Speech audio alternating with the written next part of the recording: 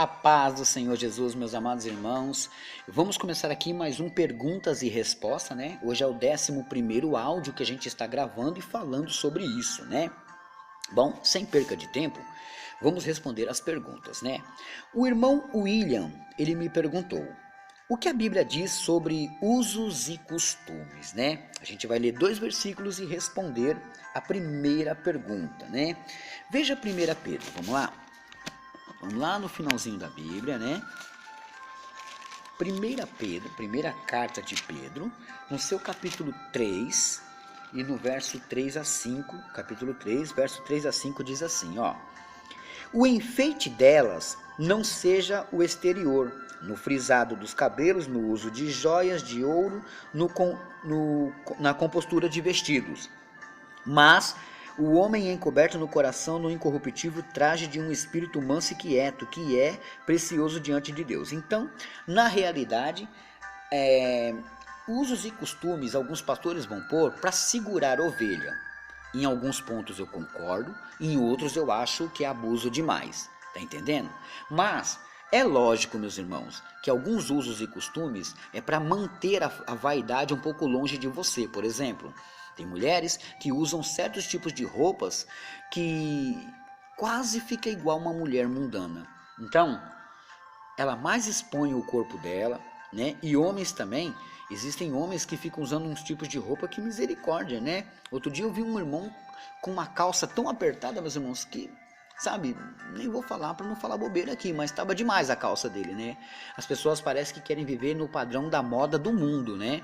E não pode, né? A roupa não vai dizer nada, mas às vezes vai dizer tudo. Então tem que tomar cuidado.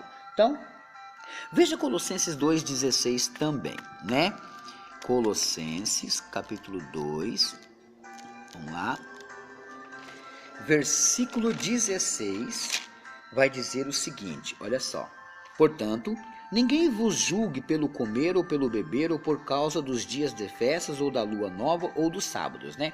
Então, tudo que o homem impor sobre você tem que ter base bíblica, tem que ver se aquilo não está ofuscando a glória de Deus ou se é mesmo um prazer humano, né? Então tem que tomar cuidado. Então, na verdade, os usos e costumes, eles existem de acordo com o que você vê dentro da Bíblia Sagrada. Tem coisa que você sabe que você vai ofender a Jesus. Como é que você vai para uma igreja meio que quase pelada, quase pelado? Ou de qualquer maneira? Deu para entender? Então, tá aí a resposta do William, né? Bom, vamos para a segunda pergunta, meus irmãos. A irmã Ilza perguntou: se uma pessoa que serve a Deus e ainda não foi liberta dos demônios, ainda ouve vozes, essa pessoa morrendo, ela tem salvação? A resposta é não. Vou explicar. Ela precisa estar liberta, meus irmãos, porque enquanto ela não está liberta, o diabo tem acesso na vida dela, então ela ainda não pertence a Cristo totalmente, né? Então ela precisa ser salva. Amém?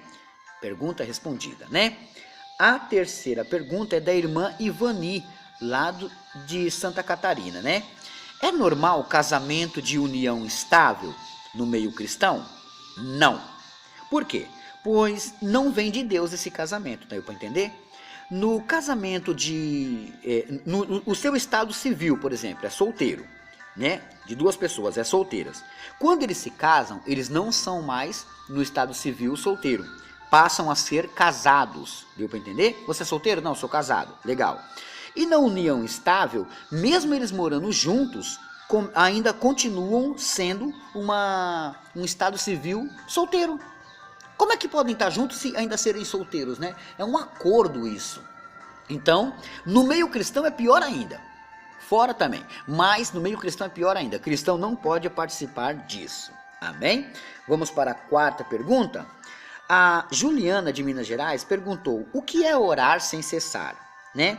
Significa ter sempre o coração voltado para Deus, orar sempre, nunca desistir, nunca desfalecer. Isso está lá em 1 Tessalonicenses, capítulo 5, verso 17, né? Então, em todo momento, orar por todas as coisas, tá? Não é só em um momento, não é só na igreja, não é só em um período, não, é sempre. Amém? A Valdirene, lá de Goiás, perguntou se é pecado frequentar uma igreja fumando e bebendo. Não, não é pecado, né? Você está em processo de libertação. Então, o único problema é se você for louvar ou pregar desse jeito. Aí você está em pecado mesmo, muito grave mesmo. Aí não pode. Deu para entender? Bom, a irmã Roseli, né? A irmã Roseli lá do Ceará perguntou: o que significa a palavra cela, que se encontra lá em Salmos, né? De acordo com o dicionário bíblico Wycliffe, cela é uma anotação musical, denotada de uma pausa. Tipo assim, é como se fosse uma nota dizendo, ó, aqui a gente para um pouco, tá? É proposital no cântico do salmo. Ele vai cantando, agora para, porque vai tocar tal instrumento. É como se fosse um anúncio disso. Deu para entender? Bom, última pergunta de hoje. A irmã Maria de Alagoas disse que um pregador falou que na crucificação Jesus ficou nu. Ela quer saber se isso é verdade. Eu vou responder: é verdade, sim. Só que o nu que os judeus falam aqui não é nu peladão, não. O nu aqui, ele ficou envolto de como se fosse uma fralda, só para você tentar imaginar. É como se ele ficou, como se fosse só de cueca, tá? Não era a palavra cueca, grave isso. Mas era como se ele tivesse envolto de um pano, né?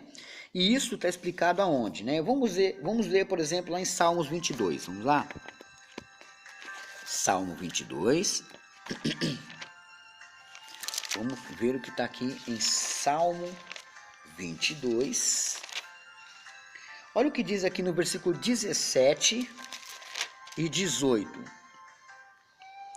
Poderia contar todos os meus ossos, eles vêm e me contemplam. Quer dizer, ele ficou pelado. Repartem entre si os meus vestidos e lançam sorte sobre a minha túnica. Tiraram toda a roupa dele. Ficou só em volta desse pano mesmo, né? Somente um pano cobrindo ele. Bom, acredito que todos viram e aprenderam com as perguntas e respostas. E aguarde a próxima. Eu posso estar respondendo a sua. Faça a sua pergunta. Deus abençoe a todos e fiquem todos na paz do Senhor Jesus.